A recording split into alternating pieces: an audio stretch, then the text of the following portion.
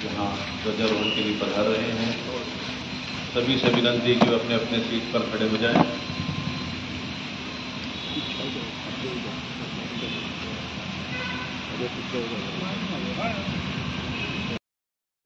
महाराष्ट्र माझा, करता महाराष्ट्र माझा।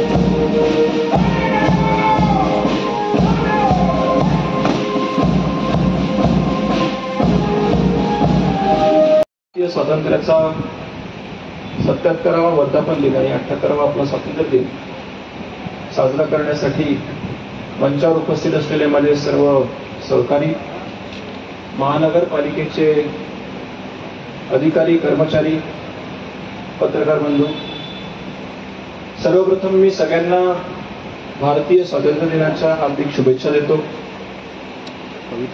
आपल्या असंख्य अशा स्वातंत्र्य सैनिकांच्या बलिदानामुळे, त्यागामुळे आजचा दिवस आपण साजरा करू शकत आहोत।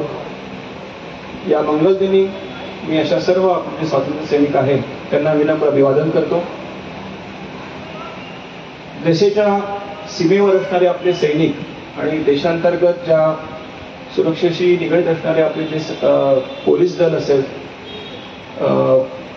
CAPF असेल, यांच्या जवानांनी आपल्या देशाच्या सुरक्षेसाठी जे बलिदान दिलं आणि त्याच्यातनं आपण आपलं स्वातंत्र्य हे अबाधित राखलेलं आहे, त्यांच्या स्मृतीस सुद्धा मी विनम्र अभिवादन करतो।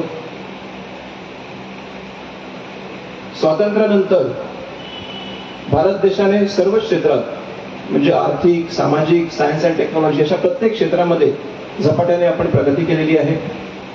आज भारत देश हा जगातल्या 5व्या क्रमांकाची अर्थव्यवस्था आहे। 5 ट्रिलियन इकॉनॉमीकडे आपण झपाट्याने वाटचाल करत आहोत आणि 2047ला म्हणजे आपल्या स्वातंत्र्याच्या 100व्या वर्षी आपण एक विकसित भारत, एक विकसित देश म्हणून उदयास व्हावं, याच्यासाठी आपल्या देशाची एक खंबीर अशी वाटचाल जी आहे ती सुरू आहे।